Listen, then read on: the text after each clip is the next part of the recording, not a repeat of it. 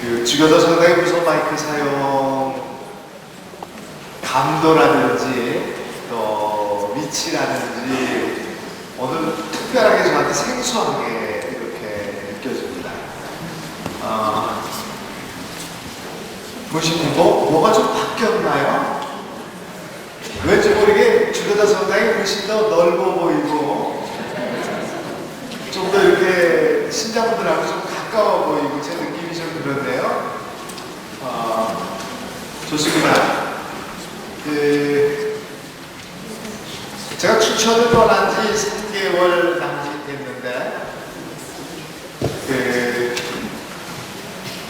여러 가지 오늘 여기 오면서도 그런 생각을 했어요. 중림동에 올라가서 시간이 이제 맞춰서 왔으니까 오다가 보면은 차 댈 자리가 좀 부족하지 않겠나. 그래서 아니가 날 올라와서 보니까 주차 공간이 없어요. 그래서 저기 위에 아파트 주차 대놓는데 거기다 대놓고 이렇게 다시 왔는데 오면서 잠깐 사이지만은 사람이 환경에 얼마만큼 적응하는가 다시 한번 제 자신이 느끼게 됐습니다. 왜 제가 이런 소리 하는지 아셔요? 제가 있는 본당이 어느 본당인가 하면 홍천 본당이거든요. 우리는 마당 같은 주차장이 있어요. 그래서 죽여도 상당히 하나도 안 부럽습니다. 제가 그 소리 하려고 지금 그렇지. 그래서 참 그런데 이게 사람이 무슨 시절 모른다고 잠깐 사이 3개월 전에 제가 어디 있었는가 하면 홍평동 성당에 있었잖아요. 그러니까 거기 늘 주차 공간 때문에 신경을 쓰고 항상 주일날만 되면은 어쩌나 저쩌나 3회 때 되면은 성당이 꽉 가득 차잖아요. 근데 그렇게 생각하다가 우리는 주차 공간이 남아요. 주일날에도 그저 마당 같은 주차장이 두 군데나 있어요. 아래도 있고 위에도 있고. 아래는 아예 차가 차지도 않습니다. 위에 전부 다 올려놓고.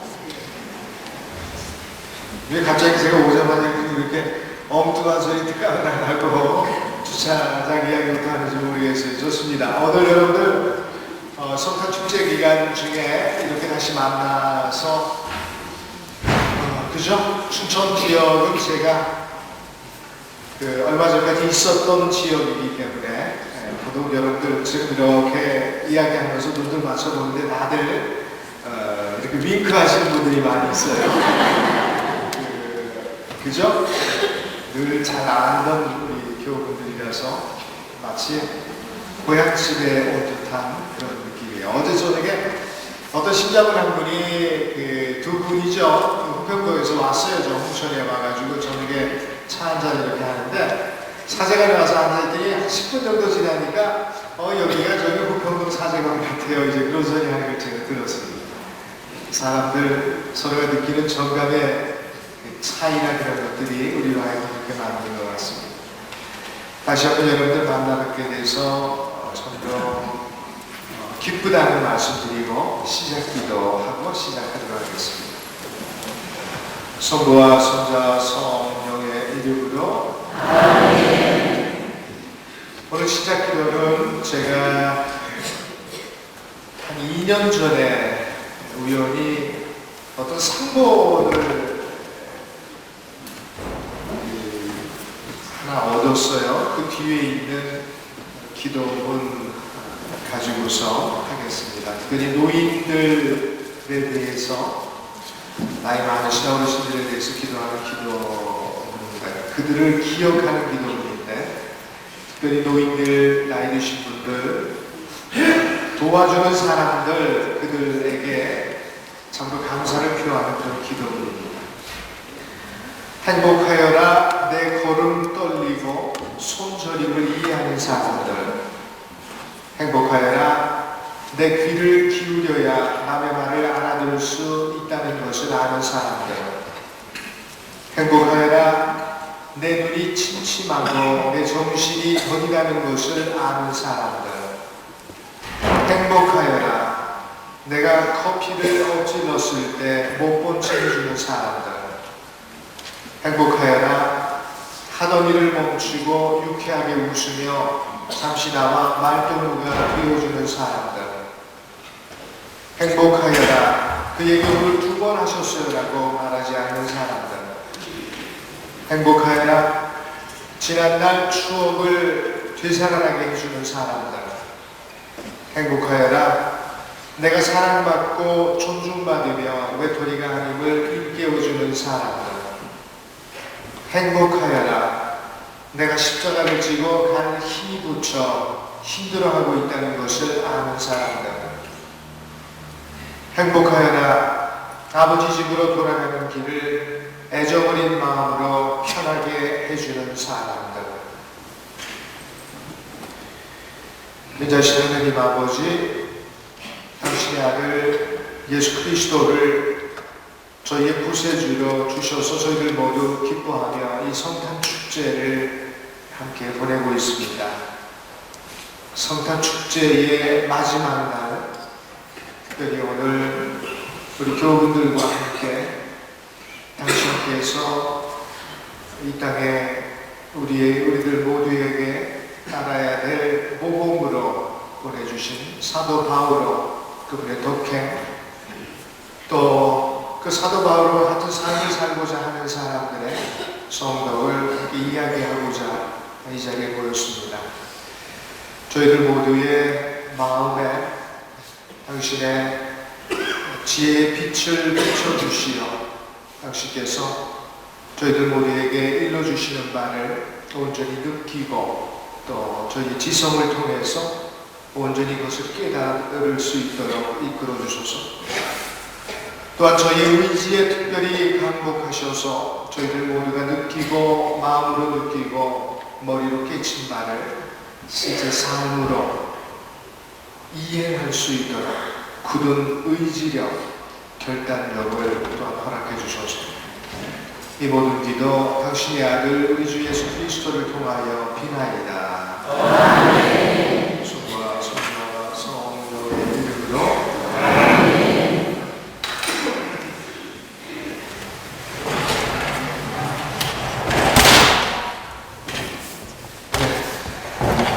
오늘 저한테 허락된 시간이 1시간 조금 더 이렇게 돼요.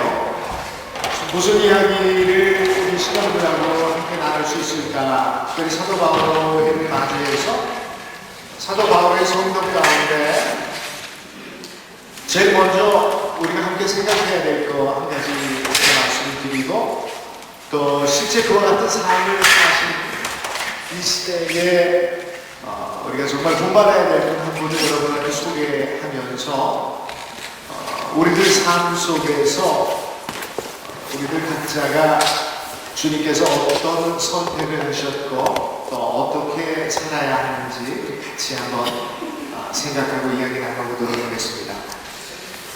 먼저 사도 바오로의 여러 가지 독행 가운데 제일 눈에 들어오는 것은 어떤 건가 하면은, 우리 뭐 잘 알고 있잖아요. 사도 바오로의 기본적인 생애에 대해서 잘 알고 있습니다. 그가 예수 그리스도를 박해하던 사람들, 초창기 예수님께서 돌아가시고 나서, 그죠? 그 예수님을 따르던 무리들이 있었어요. 12제자들하고 추종하는 여러 신자들이라고 얘기할 수 있는 아주 그런 분들이 계셨는데, 그 가운데 그 스테파노라는 우리 부제라고 그러죠. 사제가 되기 전에 사제가 지금 받지 못하셨었어요.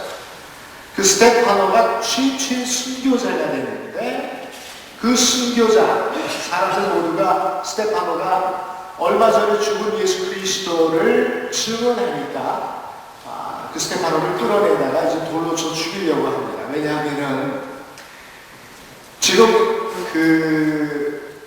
혹세무민시키는 도당들의 괴수라고 얘기하는 예수를 잡아 없애버렸는데, 아직도 그 곁가지들 잔뿌리들이 남아가지고 사람들을 어지럽히니까 그 잔불을 마저 없애버려야 되겠다. 그 중에서 제일 먼저 눈에 들어온 것이 뭔가 스테파노였어요. 그래서 그 스테파노를 이제 돌로 쳐 죽이려고 하는데, 그 일에 가담한 사람들, 그 유대 교회에 아주 열렬한 사람들이죠. 그들 가운데 한 사람이 누군가 하면은 사도 바울이에요. 그때만 하더라도 사도가 아니었잖아요. 사도 바울은 우리가 잘 알듯이 타르소라고 하는 곳 출신인데 이스라엘에서 태어나시지는 않았죠. 이스라엘 로마의 속주인 타르소라고 하는 곳에서 태어나서 그곳에서 히란말, 그 당시만 하더라도 로마가 세상을 점령했다 할지라도 문화적으로는 그리스, 여러분들 알잖아요. 소크라테스, 플라톤이니 이 철학자들 태어난 그들이 문화적으로 굉장히 높았기 때문에 점령 지역에 그리스 말들을 굉장히 많이 사용을 했어요. 그래서 사도 바울도 어린 시절 그리스 말을 배웠던 거죠. 모국어처럼 그렇게 사용을 했습니다. 그리고 나서 젊은 시절 예루살렘으로 유학을 와가지고 거기서 가물리엘이라는 유명한 율법교사, 마지막 율법교사라고도 이제 성경을 증언을 하는데 그 밑에서 열심히 율법을 배웠던 아주 유대인이었어요. 바리사이파에 속하고 또 열렬한 사람이죠. 아주 다혈질적인 여러분들 가운데 이제 그런 분들 있잖아요. 다른 분들보다도 야근이라는 게 훨씬 많이 풍기되는 사람. 아주 작은 일에도 풍기해가지고 정의 가면 어쩔 줄 몰라 하시는 분들 많이 있어요. 어떻게 보면은 사도 바울가 그런 사람이었어요. 그래서 야 이거 안 되겠다. 야훼 하느님 신앙을 이거 어지럽히는 이 격가지들이 아직 남아있으니까 이거 어떻게 해야 되겠다 말이지. 그래서 스테파노를 끌어내다가 사람들이 돌로 칠 때 사도 바울가 거기 가담하고 있었어요. 근데 사람들 모두가 그 겉옷을 벗어가지고서 한쪽에다 던지고서 돌을 집어가지고 던지는데 그때 그 옷 관리하고 있었던 사람이 누군가 하면 사도 바울이었다는 거죠. 그리고 나서 초대교회에 그 예루살렘에 지금 뭐 박해의 기운이 좀 이렇게 감도니까 사도들이나 이런 사람들이 전부 어디로 피신해 있었는가 하면 다마스커스 쪽으로 가가지고 전부 그쪽에 있었어요. 그리고 작은 신앙 공동체가 형성되어 있었습니다. 그래서 저들을 전부 아주 없애버리려면 내가 다마스커스로 가야 되겠다 해가지고 수석 사제에게 가가지고 실제 그들을 체포할 수 있는 권한, 그 당시에 이스라엘 사회가 지금도 마찬가지입니다만 재정일치라는 말 여러분들 들으셨죠? 아시잖아요. 정치적인 문제하고 종교적인 문제하고 굉장히 어떻게 해요? 그게 같이 움직였어요. 이란의 옛날에 국왕체제 하에 있다가 어느 날 갑자기 회교도의 지도자인 호메이니가 나서가지고 정치적 지도자로 권력을 행사하고 이러잖아요. 이제 그러다 보니까 종교적인 영향력이 있는 사람을 통해 가지고 실제 사람들을 어떤 경찰력까지도 강제 동원할 수 있는 그런 체제였습니다. 그래서 강제 구인장을 발부받아가지고 이제 간 거예요. 다마스커스로. 가다가 여러분들 지금 저한테 굉장히 집중하시는데 저는 지금 의외예요. 이 모든 사실이 여러분들 다 잘 알고 계시는 거 아니에요? 그죠? 마치 처음 얘기 듣는 것처럼 여기 보시는데 제가 지금 놀라고 있습니다. 이거 다 알고 계시는 거잖아요.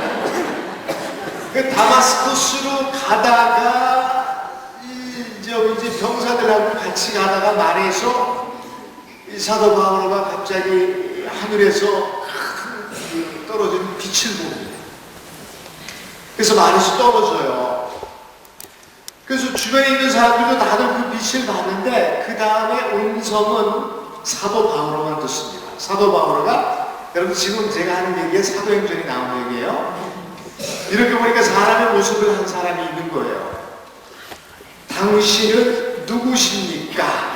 이렇게 묻는단 말이죠. 당신은 누구십니까? 이 옛날에 창세기 이렇게 보면은 모세가 야훼 하나님을 만날 때도 당신은 누구십니까? 이렇게 물어요. 그러니까 나는 있는 자 바로 그다. 존재하는 자 바로 그다 하나님의 대답이 있었는데, 사도 바오로에게 그 사람의 형상을 한 그 강렬한 빛이 뭐라고 대답을 하는가 하면, 나는 지금 너가 박해하는 예수다, 이런단 말이죠. 사도 바오로가 그 음성을 듣고 그야말로 땅바닥에 완전히 이제 바닥에 까무러칩니다. 자기의 여지껏 가지고 있었던 판단이라든지 또 외적인, 그죠? 내가 판단을 내릴 수 있기 위해서는 이성적인 여러 근거들, 정보들이 있어야 되는 거예요. 그것들을 갖다 다 종합해가지고 판단을 내리고, 그 판단을 내린 다음에 그 결정을 추진하고자 하는 것은 의지입니다. 의지. 이성적인 기능하고 의지적인 기능, 이것이 종합된 것이 바로 뭔가 하면 분별력이라고 하는 건데, 내가 가지고 있는 분별력이 어떻게 해요? 중대한 문제가 있었다. 그래서 바르게 판단하게 되고 예수 그리스도를 바르게 이제 받아들이게 돼요.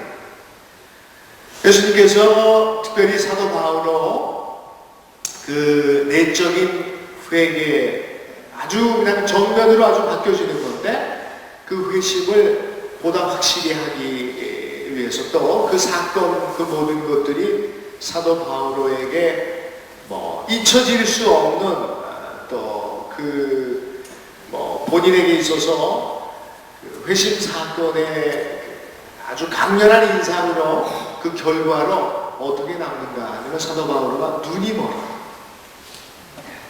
눈이 멀어서 그 사람들에 의해서 이제 이끌려가지고 다마스커스로 들어가요. 이제 다마스커스에 보면은 여러 가지, 그 다음에 사도행전 여러분들 쭉 읽어보시면 그 다음 사건들이 나와요. 사도 바오로에게 아나니아가 와가지고 이제 열심한 신자죠. 이들 모두는 사도 바오로의, 이때만 하더라도 사도 바오로가 아니에요. 바오로의, 때만 하더라도 사울이라고 불렀죠. 사울의 그 악명에 대해서 잘 익히 듣고 있었어요.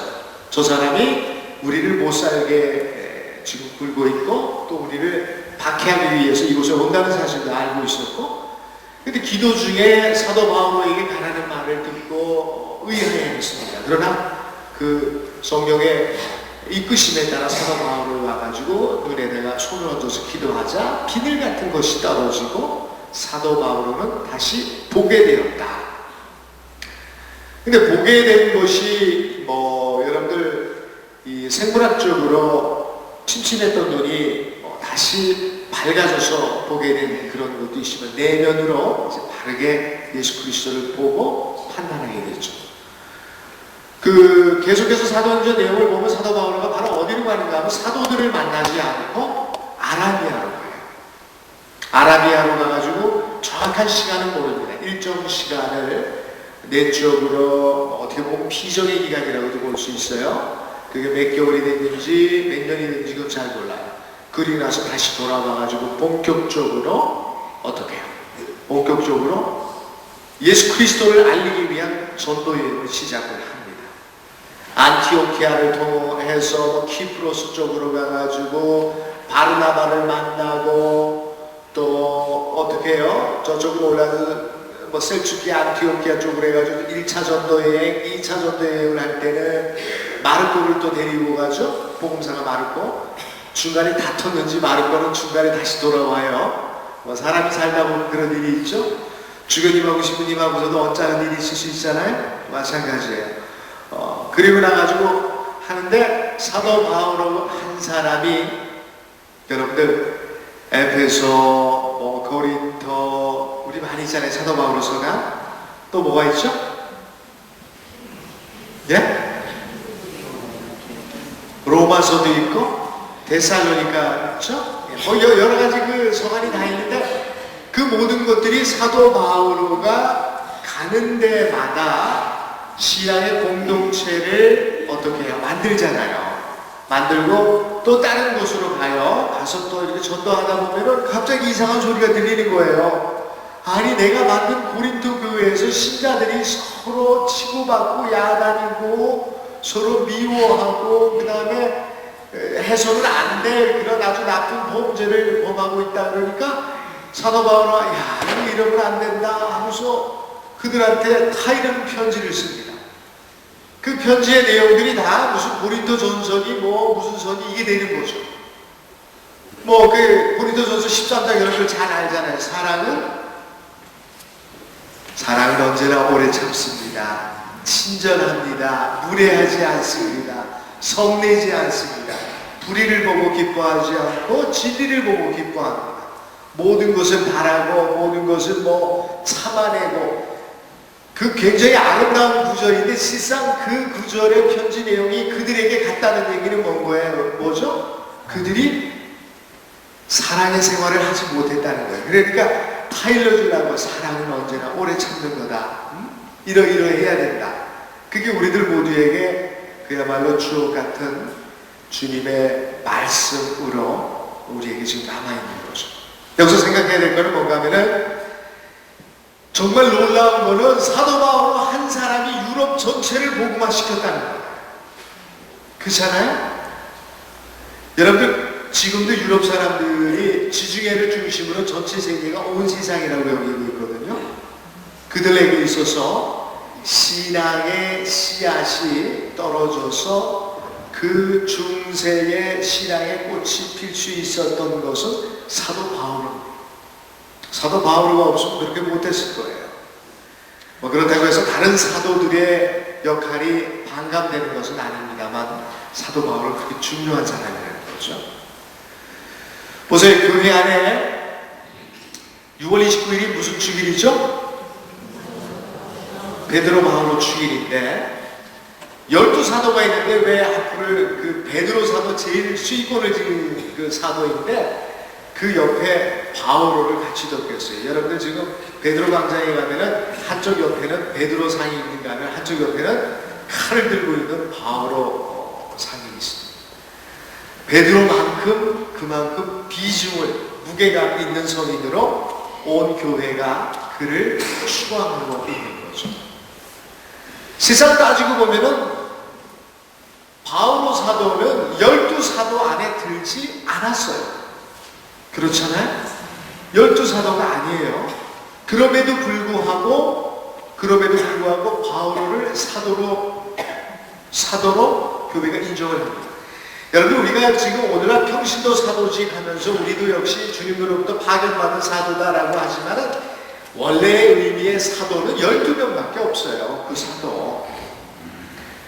그리고 실제 오늘날에 있어서 그 사도들의 후계자는 여러분도 아니고 저희도 아니에요. 사제들도 아니고 우리 주교님들이 그 후계자입니다. 사도들의 후계자, 법적인 의미로서 얘기할 수 있는 분들은 그분들밖에 없어요. 그런데 그 의미의 사도단에 포함시킨 사람이 있으니 바로 누군가 하면 그 사람이 바오로다 하는 거예요. 대단한 거죠? 그 사도가 될 수 있는 첫 번째 조건이 뭔가 하면 예수 그리스도와 직접적인 인격적인 접촉이 있어야 된다는 거예요. 그분으로부터 직접 사도로 파견받아야 된다는 거죠. 그 사람이 12사도밖에 없어요. 사도 바오로는 나중에 그 문제가 이제 다른 사도들하고 이제 문제가 돼가지고 다툼이 있었어요. 그때 사도 바오로가 목에 핏대를 아주 세우고서 외칩니다. 내가 왜 사도가 아니란 말입니까? 나도 예수 그리스도를 직접 만났고 그분께서 나를 파견하셨어요. 그렇게 얘기해요. 그래서 다른 사도들이 아주 강하게 나오니까 꼼짝 못하고 사도로 받아들여요. 그래서 오늘날 사도 바오로가 그야말로 사도 바오로로 그렇게 대우받고 있고 충분히 대우받을 만한 교회 안에 큰 인물이다 하는 것을 먼저 말씀을 드립니다. 오늘 제가 서론이 굉장히 길었는데 실상 이 사도 바오로에게 있어서 여러 부분에 여러 가지 성덕이 있는데 제가 오늘 여러분들께 말씀드리고자 하는 것은 어떤 건가 하면은 그 사도 바오로의 삶 가운데 가만히 이렇게 보면요 어떤 삶의 모습을 지니고 있는가 하면은 어떤 처지에서든지 어떤 환경에서든지 어떤 환경, 외적인 환경이든지 자기 내적인 환경이든지 주어진 환경 그 안에서 최선을 다한다는 거죠. 그러니까 사도 바울을 그 주님의 사도로 부르신 그분의 명예에 그 어떤 그 여건이 제대로 주어져 있지 뭐 않다 하더라도 그 여건이 제대로 형성되어 있지 못한다 하더라도 그 안에서 사도 바울은 최선의 것을 도출하기 위해 노력한다는 거예요. 그야말로 지금 이 순간에 충실하다 그 겁니다. 사도 바울로부터 우리가 배울 점.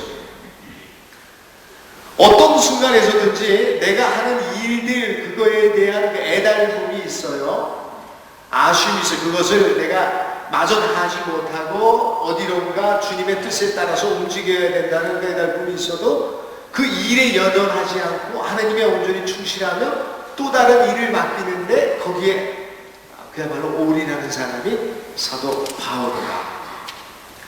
이제 그 부분에 제가 특별히 사도 바울의 그 모습을 보면서 이런 생각을 해요. 사도 바울이 이렇잖아요.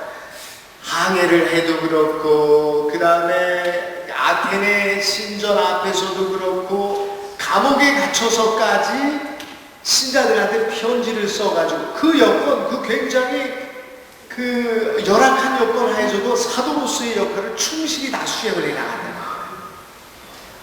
그 환경 탓하지 않고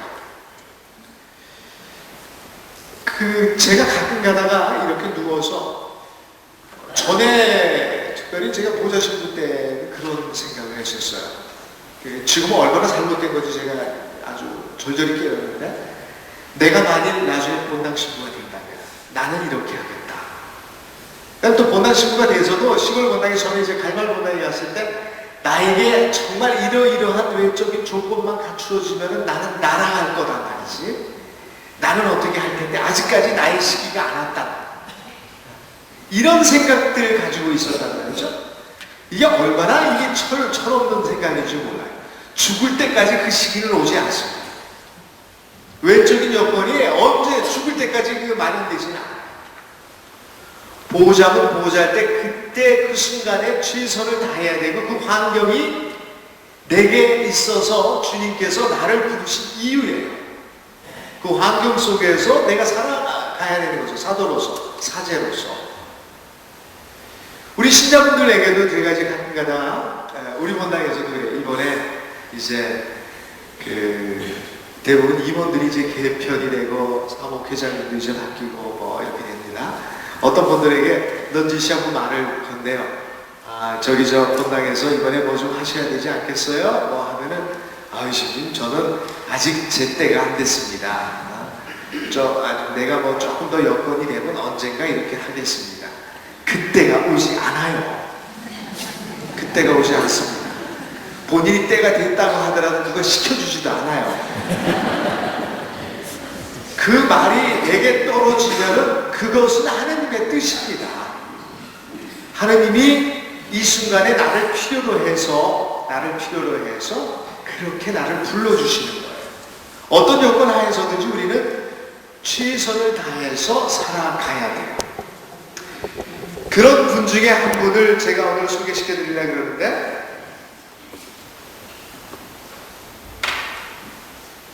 작년에 제가 굉장히 아주 즐겁게 우리 신자분들하고 함께 근 22주 동안의 강의를 했었어요. 흑평동성당에서. 아마 신자분들, 흑평동성당 신자분들 많이 기억을 하실 거예요. 파투한 신경님의 내신이 했는데 그분이 어떤 분인가 먼저 잠깐 소개를 드리고 그 다음에 그분이 어떻게 사도 바울로부터 그 삶의 힌트라 그럴까요? 역동력을 제공하는가, 그분이 자기 자신의 나머지 삶을 어떻게 여기는가, 오늘 이렇게 이야기가 진행될 겁니다. 이분은 베트남 추기경님이죠. 베트남 추기경님이시고 이분 외상춘이 고님디엔이라는 분이신데 1963년도에 어떻게 해요? 63년도에 군사쿠데타로 죽어요. 베트남 남부의 최초의 대통령이었는데 뭐 그런 아픔이 있었습니다만은 이 반투안 주기경님이 나중에 이제 로마로 유학을 와가지고 교회법을 공부해요. 이 양반이 저하고 비슷한 과목을 똑같은 과목을 공부해서 교회법을 공부하고 돌아와가지고 베트남에서 신학교에 있다가 교구청에 근무하고 본당에 있다가 나중에 베트남 중부 지역의 나트랑이라는 곳에서 주교님이 됐어요. 그래서 아주 신학의 이제 생활을 아주 기쁘게 하시는데 주교로서 8년 동안을 생활을 했습니다. 그런데 1975년에 이분이 이쪽에 베트남의 여러분들 그 하노이하고 제일 큰 도시가 호치민이잖아요. 옛날엔 사이공이라고 그랬잖아요. 그 사이공 호치민의 호치민이라면은 우리 서울교구 같은 거예요. 우리나라에서 제일 큰 교구가 서울교구잖아요. 여러분 베트남의 그 우리나라의 지금 우리 한국 천주교 신자가 몇 명이에요? 423만인가 뭐 그렇습니다. 베트남에는 가톨릭 인구가 600만이 넘어요. 우리보다 가톨릭 신자가 더 많습니다. 이 호치민이라는 곳에 부교구장으로 교구장을 승계할 수 있는 부교구장으로 나트랑 주교로 있다가 이쪽으로 와요. 여러분 이 부교구장이라는 거는 서울교회 주교님들 지금 정추기경님 주교님 뭐 김수환 주교님 있습니다. 나머지 주교님들 많이 있죠? 그분들 다들 무슨 주교라는가 하면 보좌 주교라는 거예요. 정추기경님이 돌아가신다고 하더라도 그 보좌 주교님 중에서 누가 추기경님 뒤를 이은다는 보장이 법적인 보장이 안 돼 있어요. 보좌 주교님. 다른 신부님들 가운데서 누가 한 분이 나와가지고 그 교구장이 될 수도 있어요. 그것을 승계할 수 있는 주교님들을 부주교라고 해요. 주교님 유교 중에서 자동으로 이렇게 될 수 있는 거죠. 그러니까 지금 서울역에 많은 주교님들, 보좌 주교님들이 계십니다만 그분들 중에서 누가 뭐 어떻게 되나 그건 없습니다.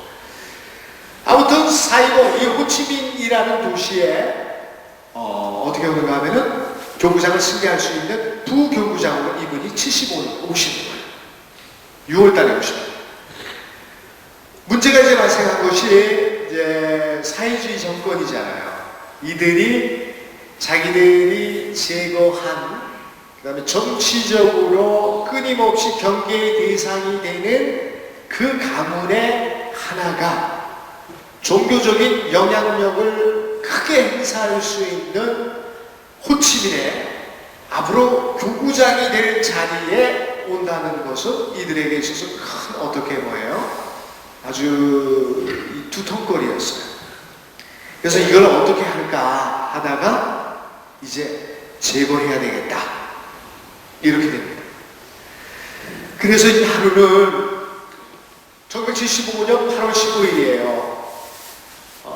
신자들 모두가 이게 반발이 있을까봐 신자들을 전부 다 어디다가 수도자들까지 다른 신부들까지 전부 다 오페라 하우스로 초대를 해요. 그리고 나서 이 판투안 이 주교는 대통령궁으로 초대를 해서 거기서 바로 체포해가지고 재판 없이 무려 몇 년 동안 끌고 다니는가 하면 13년을 끌고 다녀요. 그리고 9년 동안을 아주 독감방에다가 이렇게 집어넣습니다. 뭐 재판이고 뭐고 아무것도 없이. 체포된 그 순간서부터 뭐 주견이 뭐니 이렇게 호칭하지 않죠. 그냥 방탄시죠. 뭐 죄수처럼 이렇게 다 가리고 끌고 다녀가지고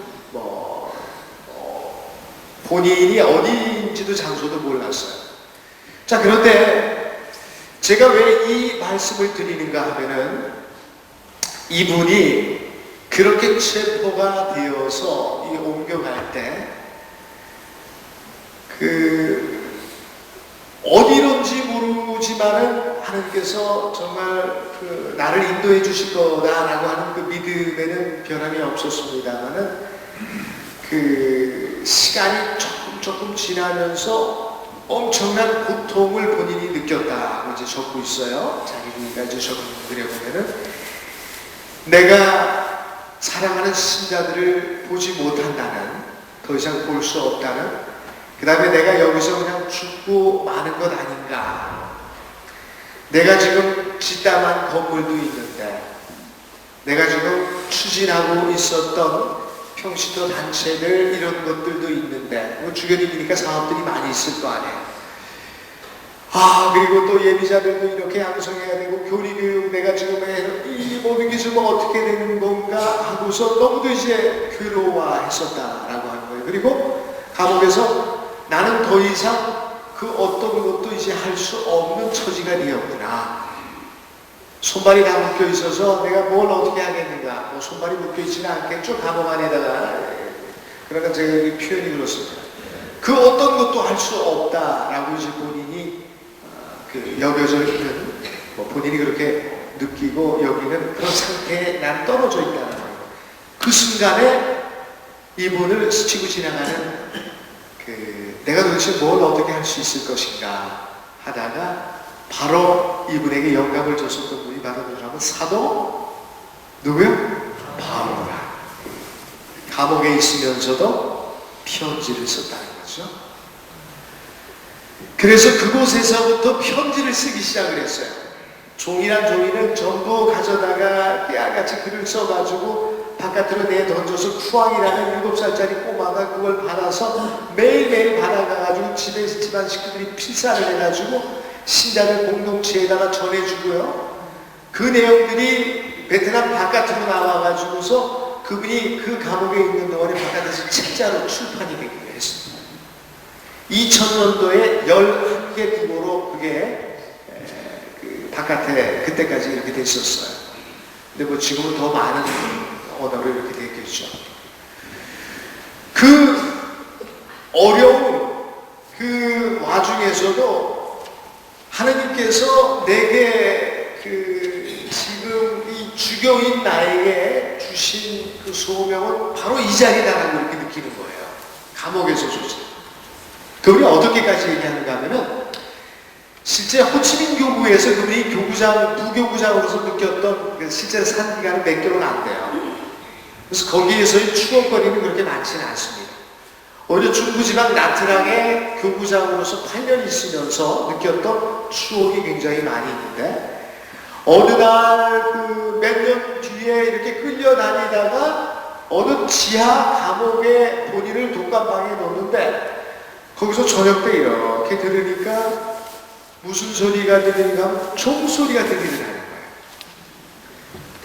가만히 그 종소리를 들어보니까 어디서 많이 듣던 종소리라는 거죠. 더 귀를 쫑긋 세어봤더니 어딘가 하면 나트랑 주교자 성당에서 나는 종소리야. 나트랑 주교자 성당이면은 자기가 8년 동안 사모했던 곳 아니에요? 종소리가 들린다면은 그 종소리 가지고서 가늠해 볼 수 있어요. 여기가 지금 어느 정도, 얼마 정도 떨어져 있다는 거예요. 그걸, 그 종소리를 들을 때 아주 사무치는 신자들에 대한 그리움들, 또, 그 다음에 그 나트랑 주교자 성당의 그 아름다운 그 모든 것들이 그렇게 자기 자신을 한없이 애달픔을 느끼게 했노라고 그분이 거기 적고 있어요. 그런데 딱 그 다음 장을 넘기면은 아니에요. 그분이 뭐라고 얘기하는가 하면 이제 나에게 있어서 주교자 성당은 이 죄수들과 함께 1500여 명이 이 큰 대가판 위에서 지금 보내고 있는데 여기가 내 주교자 성당이고 이들이 내 신자들이고 이들이 내 양들, 내가 돌봐야 될 사람이다 라고 하는 거죠. 어떤 여건에서든지 바로 그 자리, 그죠? 그 사람들, 그들 모두가 하나님께서 내게 맡겨주신 사람이고 내가 거기에서 주님의 복음을 선포해야 할 장소다. 이건 그분 또 사도 바울로 그리고 나서 여러분들 성인 성녀들의 삶의 모습을 이렇게 보면은 영락없어요. 그분들 모두가 다들 그렇게 살았어요. 아주 열악한 여건, 더 나은 여건을 기다리고 그게 아닙니다. 바로 그 순간에 내가 뭘 할 수 있는지 또 주님께서 내게 주신 명령이 무엇인지 그걸 간파하고 최선을 다한 사람들이 바로 그들입니다. 여러분들 본당에서 신부님들이 혹은 뭐 이렇게 청하거나 또 이렇게 보셔요. 내가 처해진 환경에서 내 눈에 뭔가 들어오는 게 있어요. 아, 이거 뭘 해야 되겠다. 누군가가 뭘 해야 되겠다. 라고 본인이 느낀다면 바로 그 순간에 하나님께서 나보고 하라는 명을 내리신다. 이렇게 보시면 돼요. 또 내가 미처 깨닫지 못하면 남들 중에 누군가가 내게 그것을 제안해 올 수도 있습니다. 저도 우리 신앙인들은 그 모든 것을 주님의 목소리로 알아듣는 사람들입니다. 우리 시편에 보면 이런 말씀도 있잖아요. 주님의 말씀을 오늘 너희가 듣게 되거든 너희 마음을 어떻게 해요? 무디게 가지지 말아라. 네, 바로 그거예요. 뭐 다른 데서 주님의 말씀을 찾으려고 하지 마십시오. 그렇게 우리에게 다가옵니다. 자, 그런데 제가 오늘 여러분들께 특별히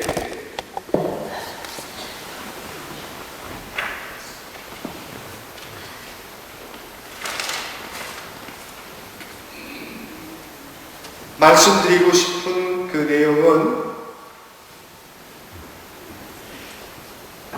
그분이 2000년 후년이었어요. 우리 후평동 신자들하고는 굉장히 아주 기쁜 시간 작년에 22번의 특강을 하면서 그 내용을 전체 한번 훑었는데 뭔가 하면은 2000년대 희년이었어요. 그때에 아시아에서는 처음으로 아시아 주교님 한 분을 교황님이 초청을 했는데 어떤 데 초청을 했는가 하면은 교황청에 우리 교구 신부님들 1년에 한 번씩 교구 피정이 있잖아요. 일주일 동안 성직자들에게 그게 의무. 그래서 교황청의 교황님하고 고위 성직자들 추기경님들이나 그분들 모두에게 일주일 동안 피정을 지도해야 돼. 또 그분들도 피정을 해야 되는데 지도해야 할 그 선생님으로 아시아에서 최초로 환투한 주교님을 교황님께서 지목을 했어요. 그래서 우리에게 피정을 좀 해주십시오. 그러니까 이분이 고민하고 일단 교황님이 그렇게 명을 내니까 네, 최선을 다해서 준비하겠습니다. 기도하면서 그래서 쭉 준비해가지고 일주일 동안 피정을 지도했습니다. 그래서 그 피정 지도의 내용이 지금 이 순간을 사랑하며 라는 책자로 작년에 번역을 했어요. 그것을 한인대 가톨릭 그 교수들하고 제가 이제 같이 번역을 했는데 그 내용을 그 책자로 이렇게 여러분 많이 보셨을 거예요. 중림동도 문양기 신부님 통해서 그다음에 우리 교구내에 추천실의 모든 본당이 거의 이 책을 이렇게 소개를 해드린 것 같은데 제가 알고 있는 환투한 추기경님에 관한 모든 것들은 이 책을 번역하면서 또 그리고 그 외에 다른 내용들 또 이렇게 저렇게 그분에 관한 이야기들 수집을 하면서이고 실제 제가 로마에 있는 동안에 이분은 2번 직접 배웠어요. 제가 있었던 콜레지에 오셔서 강연을 하셔서 뵙고 한 번은 2번씩이나 오셨었는데 한 번은 제 옆방에 직접 묵으셨었습니다. 그래서 이야기 나눌 수 있는 그런 기회도 있었는데 이분이 2002년에 9월 16일 돌아가셨어요. 이분 이제 풀려나오게 된 그것도 굉장히 감동적이에요. 좀 더 말씀을 드린다면은 1988년에 풀려나셨는데 거기서 13년 동안 지내면서 이제 하루는 이런 기도를 합니다. 주님, 제발 저를 죽여주십시오. 여기서. 그러니까 2가지 기도를 드려요. 저기서 죽여달라는 얘기는 제가 당신 보시기에 제 신앙을 증거하기 위해서 나름대로 열심히 살았습니다. 그러니 내가 여기서 죽으면은 우리 신자들 모두에게 그것은 정말 우리 위대한 주교 환투한 그것이 순교라는 거죠. 그것이 신앙의 또 다른 활력이 될 수 있다는 거예요. 그러나 아직까지 내가 교회를 위해서 뭔가를 할 수 있다고 여기신다면 저를 풀어주시되 성모님 축일에 풀어주십시오. 예, 성모님 축일. 실제로 1988년 11월 21일 성모 자헌 축일에 이분이 풀려났어요. 어느 날 감옥에 있을 때 쫙 전화가 옵니다. 그날 전화를 받는 순간에 직감적으로 느꼈대요. 오늘 내가 나갔다. 가서 어떤 내무부 장관이 왔어요. 내무부 장관이 와서 얘기하는 도중에 내가 오늘 왜 왔는지 압니까? 오늘 나를 풀어주러 당신이 왔다고 이분이 그렇게 얘기를 해요. 깜짝 놀랐는데 내무부 장관.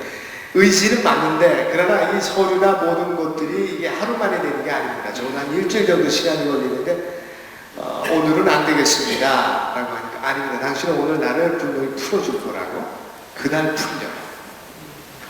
그리고 나서 추방당해서 로마에 와가지고서 전 세계 모든 사람들에게 복음을 전하게 됩니다. 그 감옥에서 13년 동안의 생활을 제가 로마에 있는 동안에 96년서부터 2001년도까지인데 실제 이분의 증언의 모습을 텔레비전이나 이것을 수없이 봤어요. 얼마만큼 전 세계 모든 사람들에게 당신의 사건을 영웅적으로 증언해주지 모릅니다. 그래서 저한테는 딱 두 사람만이 이 시대에 제 영상에 남았으니 내리 속에 돌아가신 요한 바울 2세 교황님은 판트한 주기형이 이 두 분은 앞으로 성인이 되더라도 보통 성인이 아니라 아주 큰 성인이 될 거라고. 이 시대에 이렇게 영웅적인 삶을 가진 분이 없습니다. 여러분들 나중에 기회 되면 나중에가 아니라 지금이라도 여기 아마 서점이 있을 거예요. 구에다가 좀 읽어보셔요. 특별히 오늘 제가 이분이 저한테 힌트를 준 것 중에 하나가 이런 거예요. 처음에 여러분들 마태복음 처음에 보면은 첫 장에 어떻게 시작하죠?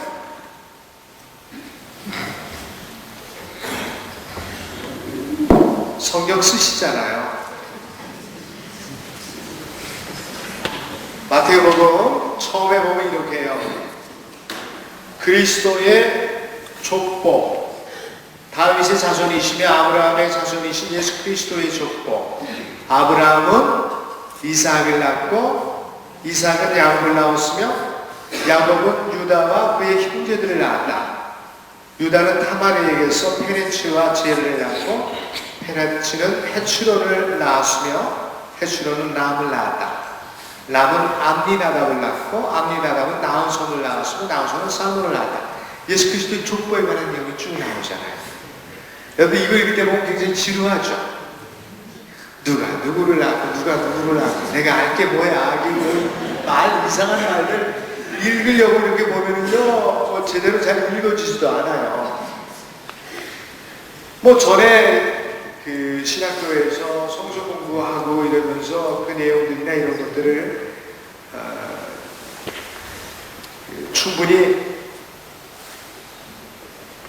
공부를 하기는 했습니다만은 이 책에 처음 시작하시면서 이분이 이 모든 것들을 아주 명료하게 깨달을 수 있도록 이끌어 주셨어요. 그래서 아주 굉장히 감사하게 생각합니다. 이 책 내용 전체는 제가 한 3개월 동안 이거 번역하면서 3개월 내내 얼마나 행복했는지 몰라요.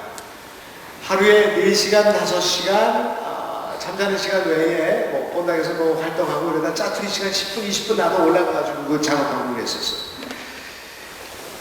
이 내용을 보면은 이분이 누가 누구를 낳았고 누가 누구를 낳았고 예수 그리스도의 족보의 내용인데 구원의 역사 안에서 하느님께서 어떻게 우리들 모두를 이끄시는가. 우리들 자신은 굉장히 미래에 대해서 잘 몰라요. 내일에 대해서 불투명한 미래에 대해서 우리들 모두가 어떤 경우 두려움도 있고요, 또 의욕도 있고, 또 의심도 있습니다. 또 지나온 그 과거의 일들을 이렇게 보면은 하나님께서 분명히 나를 이끌고 계심을 우리가 확신을 합니다만은 뭔가 현재 시점 안에서 잘 몰라요. 내가 지금 이 좌표가 어디인지, 내 인생에 있어서 어디까지 왔는지 나이를 계산해보면 뭐 대충 이 감이 옵니다만은 나라는 한 사람의 그 범위를 넘어서서는 잘 몰라요. 그런데 우리가 조금 더 시야를 넓혀서 또 멀리 보면은 내 아들, 내 위에 할아버지, 그 위에 윗대 이렇게 좀 보면은 그 구원의 역사 안에서 정말 보잘것없는 사람 하나를 통해서도 하나님께서 그 다음 세대를 어떻게 준비하고 계시는지 하나님의 손길을 읽어낼 수 있습니다. 여러분들 실제로 지금 현재의 모습보다도 하나님이 나를 어떻게 그동안에 이끄셨는가는 반성을 통해서 자꾸 느끼게 되거든요. 과거의 시간을 통해서 내가 과거에 이랬음에도 불구하고 그분께서 이런 천사를 보내주셔서 오늘 나를 이렇게 만드셨다. 하나님의 손길이 참 오묘하구나 하고 이제 깨닫게 된다는 거예요. 그런데 예수 그리스도의 족보를 이렇게 보면은 그 족보 자체가 굉장히 의도적이라기보다는 하나님의 손길을 느낄 수 있도록 족보 자체가 우리에게 뭔가를 말해준다고 하는 거죠. 그래서 그 내용을 이렇게 보면은 누가 누구를 낳고 뭐가 14대고 어디가 10세고 어디가 14대다 뭐 이렇게 얘기를 하는데 그 내용 가운데 꼭 족보, 일상적인 족보에 끼어서는 안 될 사람들, 부끄럽고 창피하고 수치스러운 일들까지도 그 족보 안에 담아 놓으면서 하나님께서는 이런 사람들까지도 예수 그리스도, 다윗의 후손인 예수 그리스도가 태어나는데 꼭 없어서는 안 될 그런 사람으로 이렇게 인도하셨다. 어떻게 보면 하나님께서 그렇게 선택하셨다 하는 것을 우리가 느낄 수 있어요. 여러분들 그 내용을 자세히 보면은 남자들만 나옵니다, 거기에. 근데 남자들만 나오는데 보셔요. 누가 누구를 낳고, 보세요. 여기 보면은 여기 한번 봅시다. 아브라함은 이삭을 낳고 이삭은 아들을 야곱을 낳았으며 야곱은 유다와 그의 형제들을 낳았고 유다는 타마르에게서 페레츠와 제라를 낳았다. 누가 누구를 낳고 이 남자들 이름만 나와요. 아브라함은 이삭을 낳고 이삭은 야곱을 낳고, 그렇죠? 야곱은 유다. 야곱이 누구예요? 야곱이 요셉과 그 형제들 다 낳았잖아요. 근데 여기서 유다가 나와요. 유다를 낳고 유다는 누구요? 타마르에게서 페레츠와 제라를 낳았다. 누가 누구를 낳고 했는데 유다에 와가지고서 타마르에게서 유다의 부인이 나온단 말이에요. 유다의 여자가 나온단 말이죠. 이 여자가 도대체 어떤 여자냐? 이제 이렇게 되는 거죠. 그리고 나서 또 남자들 이름만 잔뜩 나오다가 또 라합이라는 여자가 또 나와요. 라합은 창녀였어요. 근데 그 여자가 거기 나온다는 거죠. 누구에게서 뭐를 낳았다. 또 하다가 또 누구에게서 누구를 낳았다. 이 나옵니다. 룻에게서 뭐 누가 누구를 낳았고 또 그 다음에 우리아의 아내 그 솔로몬 다윗이 우리 안에 범해가지고 나서 솔로몬이 나오잖아요. 그 내용까지도 나와요. 족보에서는 우리가 수치스러운 이름은 뭐 지워버려요. 과거에 그런 것들 세월이 지나면은 족보에서 제거해버리면 누구도 기억하지 못합니다. 근데 이 사람들은 자랑스럽게 그 내용을 갖다가 마태복음에 올렸다라고 하는 거예요. 저 의도가 뭐냐? 우리들 모두가 생각하게 되는데 그 내 여인들의 삶을 지금부터 한번 이렇게 조금 성서적인 내용을 가지고 한번 짚어보도록 하겠어요. 그러면서 우리 같이 한번 느껴보도록 하십시오. 누가 누구를 낳고 아브라함이 이삭을 낳고 이삭이 야곱을 낳고 야곱은 유다와 그 형제들을 낳았다. 자 보세요. 야곱이 유다와 그 형제들을 낳았는데 유다는 타마르에게서 페레츠와 제라를 낳았다. 창세기 38장의 내용인데 한번 볼까요? 이 유다는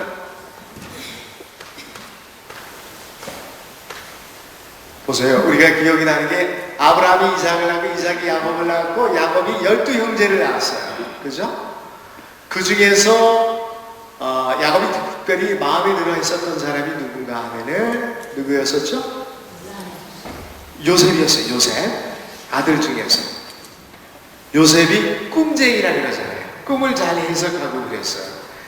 그 요셉이 아버지의 사랑을 독차지하니까 다른 형제들이 그를 시기했습니다. 어느 날 그 양을 치러 간 형들에게 그 야곱이 요셉을 보내요. 요셉아, 형들에게 가거라.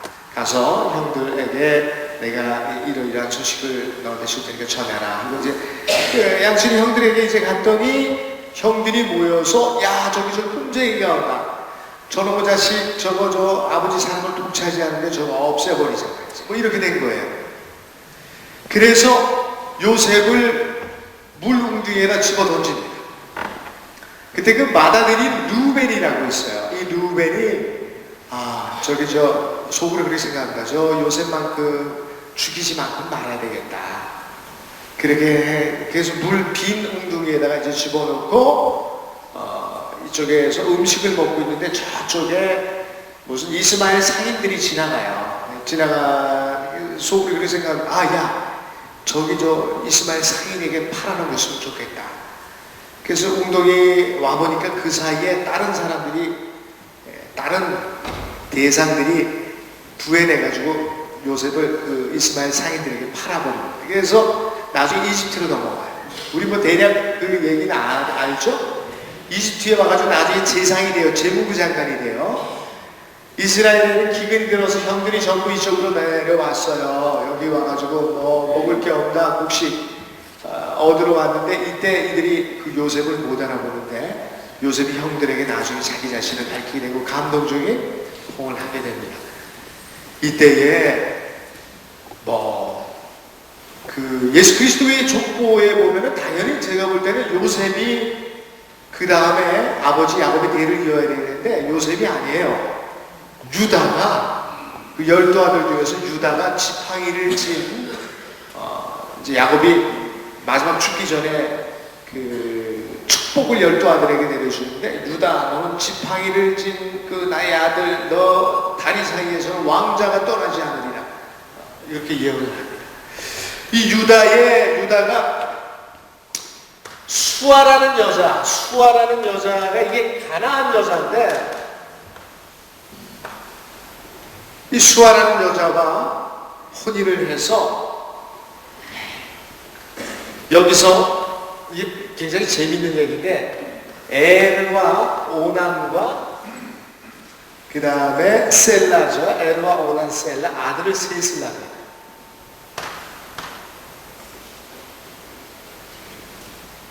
자 이렇게 살다가 이제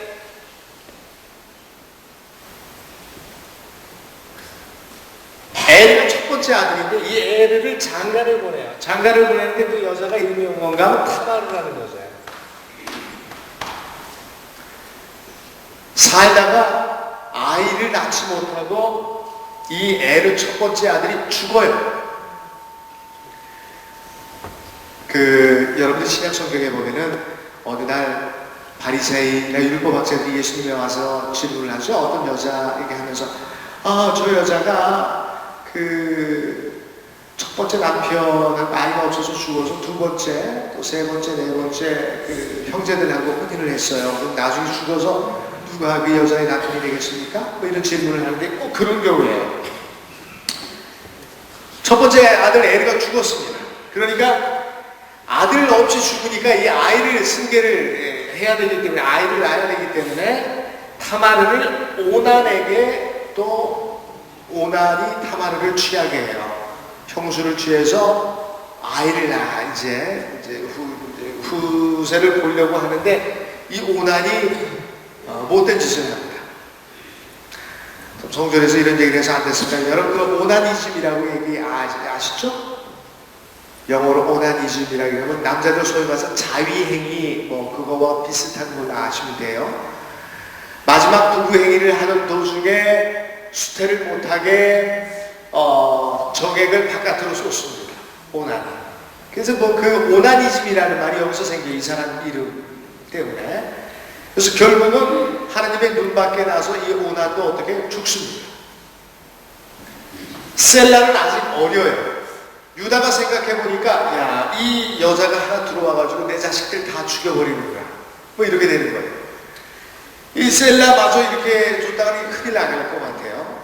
그 다음에 셀라는 나이가 어리니까 아직까지 장가갈 나이는 안 됐고, 그래서 유다가 뭐 이때는 수아이 마누라가 죽었어요.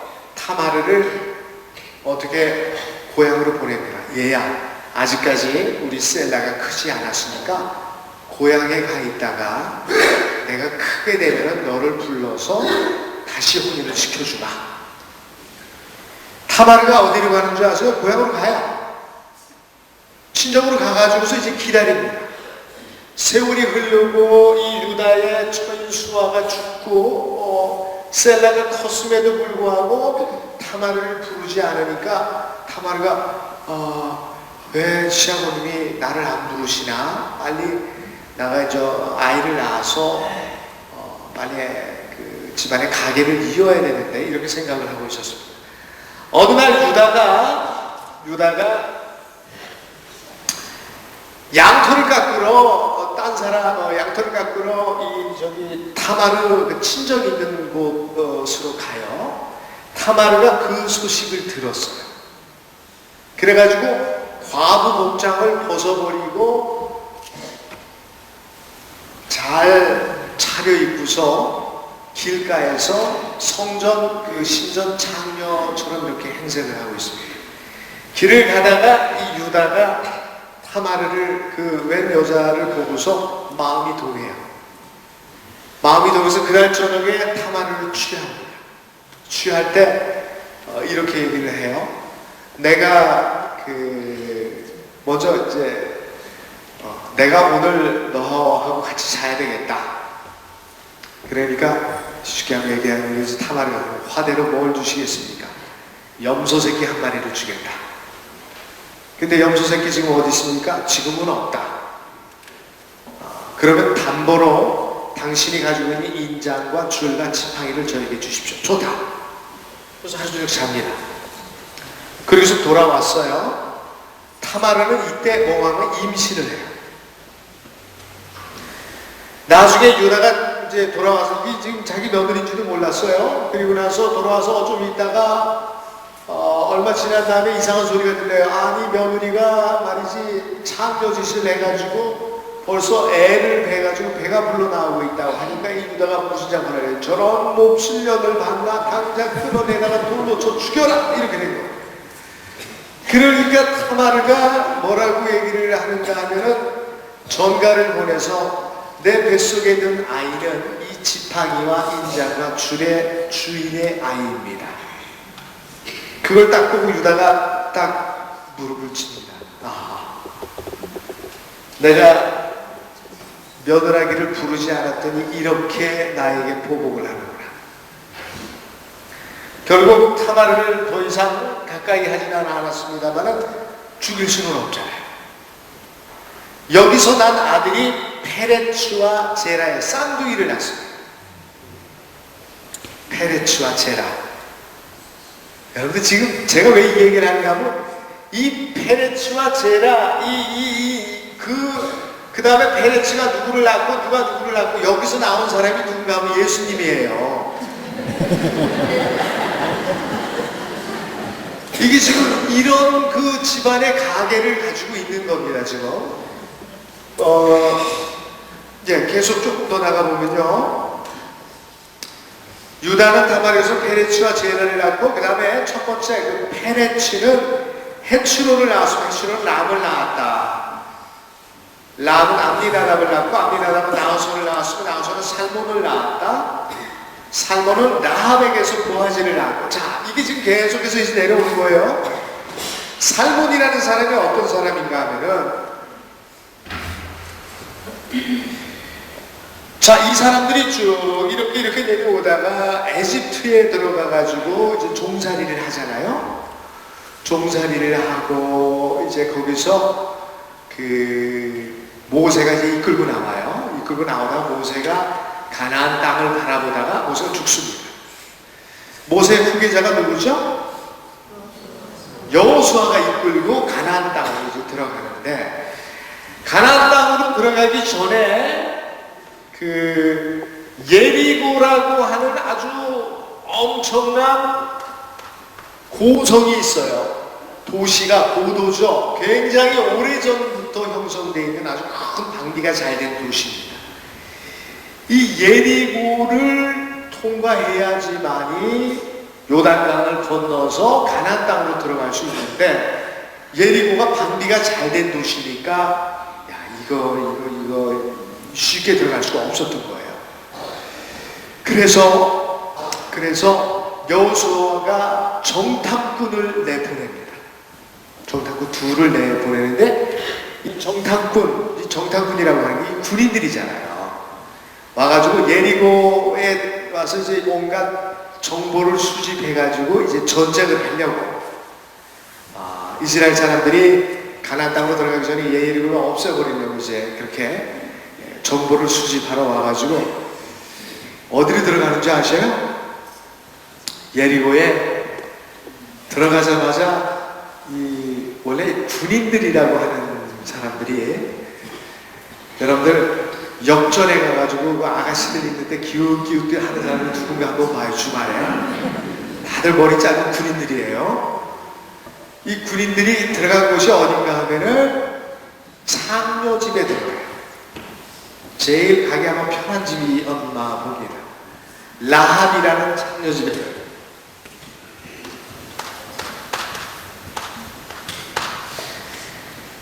이 라합이라는 창녀집에 들어가가지고 이제 거기서 하루를 묵어요. 그러자 예리고 성 도성 안에 소문이 크게 퍼집니다.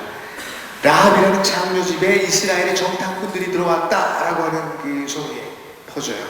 그래서 예리고 왕이 군사들을 데리고 와가지고 라합에게 니들 집에 2명의 정탐꾼이 들어왔다는데 빨리 내 나와. 그랬더니 예, 온 것은 사실입니다. 그러나 그들은 벌써 떠났습니다. 이렇게 얘기를 하고 정탐꾼 둘을 옥상에다 숨겨뒀어요. 그들이 해 진 무렵 저쪽 서쪽 길로 갔으니까 빨리 쫓아가면 만날 겁니다. 그들이 쫓아가게 만들어요. 그러나 자기 집 위에 그들을 숨겨줬어요. 그러자 그 두 사람이 내려와가지고서 얘기를 합니다. 당신에게 정말 고마움을 표합니다.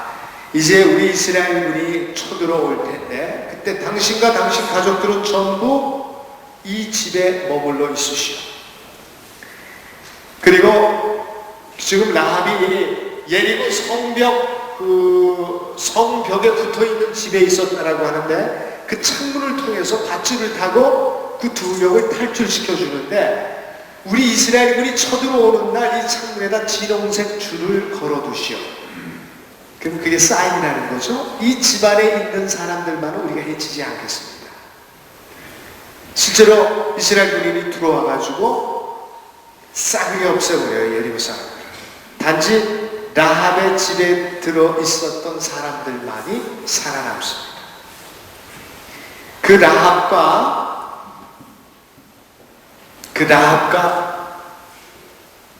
혼인하는 사람이 누군가 하면은 살몬이라는 사람인데, 이 살몬은 두 사람의 정탐꾼 중에 하나예요. 길을 지나다가 성전 창녀들 예리고 가운데도 제일 눈에 마음에 들어가지 않아 들어갔었던 모양이죠. 어쨌든지 간에 이 살몬이 이 라합과 혼인을 나중에 하게 되는데, 아브라함이 이삭을 낳고 이삭이 야곱을 낳고 누가 누구를 낳고 페레츠가 제라를 낳고 페레츠가 누구를 낳고 이렇게 내려오다가 누가 살몬을 낳았어요. 이 살몬이 예리고의 창녀 라합과 혼인해가지고 여기서 남은 게 누군가 하면 보아즈입니다. 자, 이 보아즈라는 사람이 대단히 또 중요한 역할을 하는데, 여기 한번 봅시다.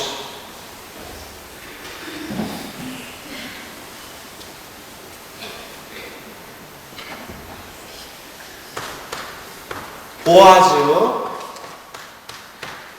조금 생소할지 모릅니다만은 그렇게 생소한 이름은 아니에요. 한번 봅시다.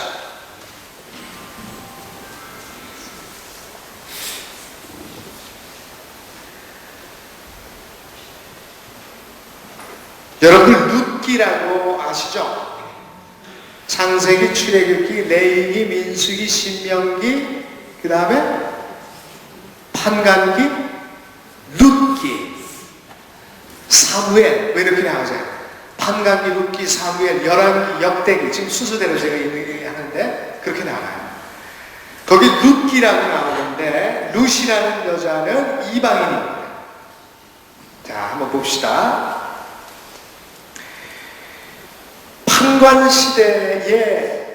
판관시대라 하면은 뭐죠? 판관시대라고 하면은 하나님의 카리스마를 받은 사람들이 이스라엘이 이렇게 되는 거예요. 자, 에집트에 있다가 모세, 여호수아가 이끌고 이들이 약속의 땅 가나안 땅에 도착을 해요. 그렇게 되면은 도착하자마자 12지파별로 이렇게 땅을 나눠서 갔잖아요. 이렇게 돼요. 그런데 이 12지파가 거의 부족 공동체예요. 강력한 통치권을 진 중앙집권 체제의 왕정이 아직 체결이 안 돼 있었죠. 그죠? 최초의 왕은 뭐예요? 키스의 아들 사울이잖아요. 그 다음에 다윗, 솔로몬 이렇게 나가는 거예요. 그때까지만 해도 아직 시간이 굉장히 남아 있습니다. 그래서 부족 공동체로 있는데 주변의 세력들이 전쟁을 일으켜가지고 자꾸 못 살게 구니까 그때마다 그 외세를 몰아내기 위해서는 장정들을 전부 소집해가지고 군인들을 소집해서 그 군인들을 데리고 나가서 몰아내야 되는데 그 군인들을 전부 통솔할 수 있는 카리스마적인 인물들이 나와야 돼요. 전쟁이 날 때마다 그런 카리스마적인 인물을 하나님께서 불러주셨어요. 대표적인 얘가 기드원, 삼손 이런 사람들 아니겠어요? 성경에 보면 나와요. 이게 이제 판관시대예요. 판관시대가 지나자 유다 베들레헴 사람으로 엘리멜렉이라는 사람이 있었어요.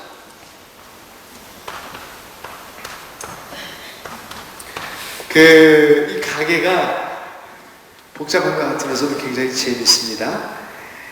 엘리멜렉이라는 사람이 있었는데 이 사람은 나옴이라는 여인과 혼인을 했습니다.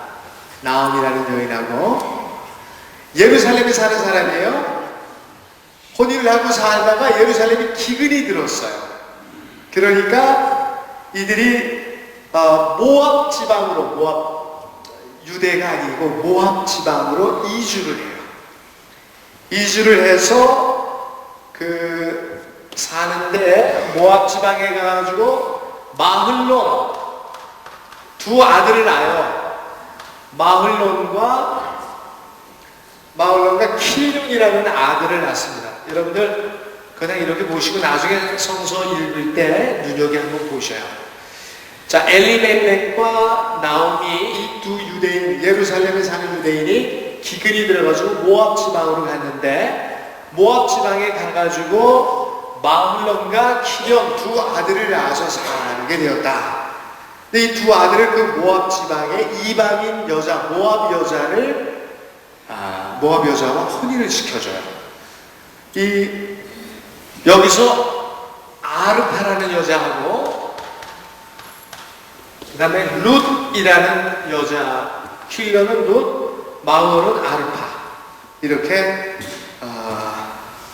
혼인을 시켜줍니다. 자, 이제 다시 정리하면 엘리멜렉이라 나옴이라는 유대인이 예루살렘에 살다가 기근이 들어가지고 모압 지방으로 갔는데 거기서 마흘론과 킬륜이라는 두 아들을 낳았다. 거기서 기르다가 두 아들이 장성하니까 모압 출신 여자, 유대인이 아니라 아르파와 룻을 이들 두 아들의 며느리로 받아들인다. 그런데 이 집안에 여자들이 기가 너무 강한지 남자들이 다 죽어요. 엘리멜렉도 죽고 큰 아들 마흘론도 죽고 작은 아들 킬륜도 죽습니다. 세 과부만 남게 된 거예요. 그래서 이들이 그 나오미가 그 다음에 세월이 지나고 나서 다 죽게 되니까 여러 가지로 마음도 심란하죠. 나오미가 하루는 두 며느리 아르파하고 롯을 부릅니다. 얘들아, 이제 내 고향 유다에도 지금 농사가 잘 된다고 하니까 이제 나는 유다로 가겠다. 그러니 너희들은 아직 젊으니 아르파와 롯 며느리들 이곳에서 모압 남자를 만나서 행복하게 살거라. 나는 이제 혼자 가겠다. 첫 번째 며느리가 아르파가 어머니 고맙습니다 하고서 입을 맞추고 어머니를 떠나요. 그러나 이 룻은 저는 죽으면 죽었지 어머니를 떠날 수 없습니다. 저도 유다를 같이 가겠습니다. 결국 떨칠 수가 없어가지고 룻을 나오미가 데리고 옵니다.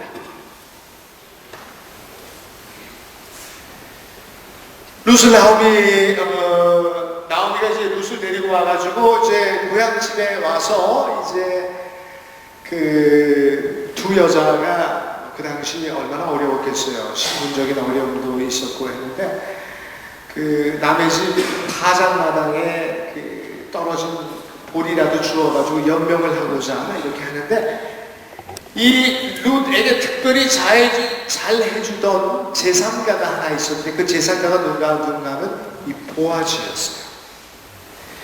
하루는 룻이 많은 보리를 가지고 오니까 나오미가 물어요. 누가 너에게 이렇게 잘해주더냐? 보아즈라는 분입니다.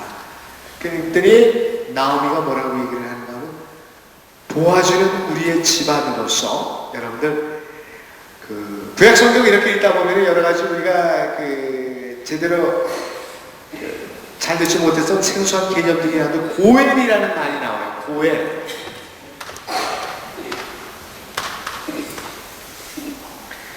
이거는 내가 어떤 곤궁에 처하게 되면은 그 곤궁에서 나를 벗어나게 해줄 윤리 도덕적인 책임을 가진 집안 사람들을 고엘이라고 합니다.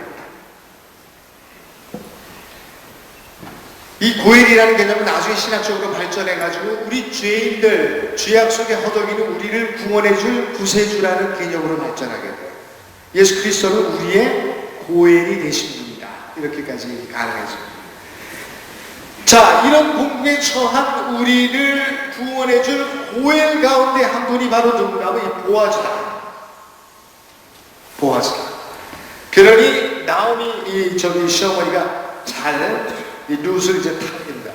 너가 오늘 저녁에는 몸단장을 잘 해가지고 몸에다 향유도 바르고 해가지고 타작마당에 그분이 주무시는데 옆에 가가지고 살짝 같이 자라.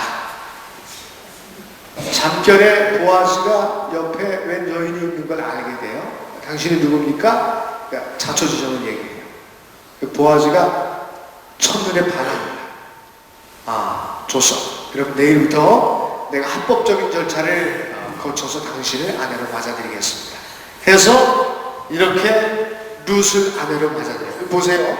이 보아즈는 살몬과 아까 그 정탐꾼 살몬과 창녀인 라합 사이에서 나온 사람이 누구예요? 보아즈. 자, 여기는 뭐 이렇게 이상한 과정을 거쳐가지고 룻이 이 보아즈와의 관계를 가진 다음에 여기서 나온 아들이 누군가 하면 오벳이라는 아들이에요. 오벳에게서 누가 나온가 하면 이사이가 나오고, 이사이가 옛날에 뭐 이세 뿌리에서 햇순이 나오고 뭐 어쩌고 하잖아요. 그 다음에 여기서 나온 아들이 누군가 하면 다윗입니다. 다윗에게서 누가 나와요?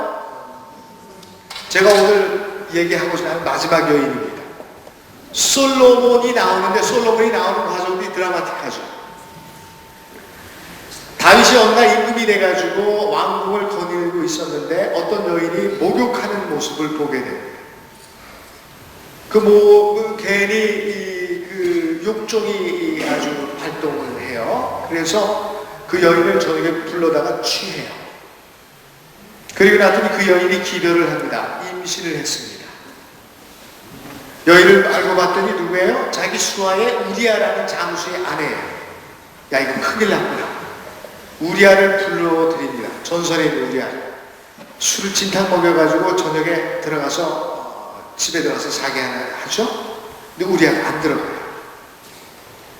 이제 다윗이 굉장히 잔머리 울리는 사람이에요. 이래가지고서 이 아이가 우리아의 아이라고 믿게 하려고 했었는데 이튿날에도 안 들어가요.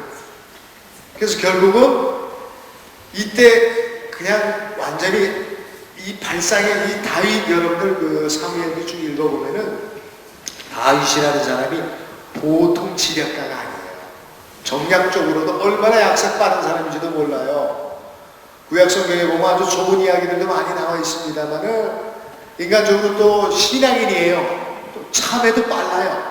그 얘기도 좀 빨리 하는데 보통 지략가가 아닙니다. 발상의 전환이라는 거 이 사람 아주 금방금방해요. 자, 지금까지 이렇게 해가지고 어떻게 무마하려고 하다가 안 되니까 180도 완전히 생각을 바꿔버려요. 아, 그럼 이거 없애버리면 되겠구나. 그 방법도 참 교묘하죠. 우리아의 상관인 장수에게 어떻게 해요? 편지를 보냅니다. 싸움이 가장 치열한 곳에 우리아를 배치시키고 적과의 대치 상태가 끝나고 딱 교전이 되면은 모든 병사들은 다 철수하고 우리아만 남게 해요. 어떻게 해요? 바로 죽었죠. 그러자 우리아의 아내를 취하게 돼요. 여기서 나온 아들이 누구예요? 거기서 그때 임신해서 태어난 아이는 죽어요. 죽고 그 다음에 우리아의 그 아내가 바세바예요. 거기서 그 다음에 또 아이를 임신하게 되는데 그 아이가 솔로몬. 그러니까 솔로몬 누가 누구를 낳고 누가 누구를 계속 돼가지고 거기서 나온 아들이 누군가 하면 마지막에 누구요?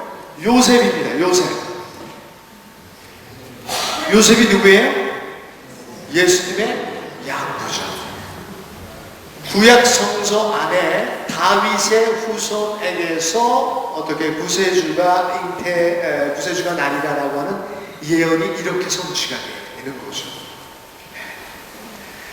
여러분들 자기 자신의 운명에 대해서 너무 비관하지 마시고 우리에게 있어서 다음 세대에 어떤 위대한 인물이 태어날지 모릅니다.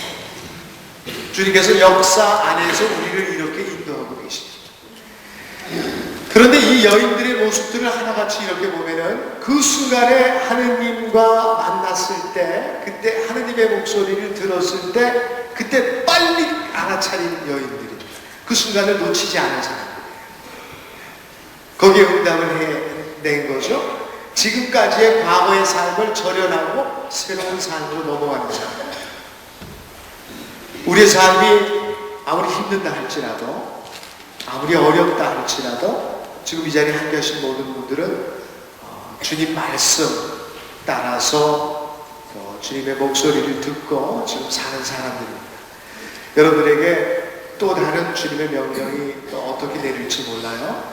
여러분들 모두가 어떤 역경하에서든지 사도 바울이나 반투한 취령님, 우리 성인 성녀들처럼 주님 목소리 듣고 거절하지 마시고 최선의 삶을 사셔서 하나님의 영광을 드러내고 여러분 삶의 기쁨과 보람을 누리시는 신앙이 되기를 빕니다. 그죠? 시간이 여러분들 배고프시죠? 주어져 있는 시간이 지금 얼추 12시가 조금 넘은 것 같은데 나중에 또 기회 되면 다른 얘기 하도록 하고요. 오늘 여러분들 성탄 마지막 축제 시기 보내면서 굉장히 깊은 축제 시기 이런 의미 있는 시간 갖게 해주신 주님께 감사드립니다. 영광스러워 바치도록 하겠습니다. 성부와 성자 성령의 이름으로 아멘. 영광이 성부와 성자 성령께 성부와 성자 성령의 이름으로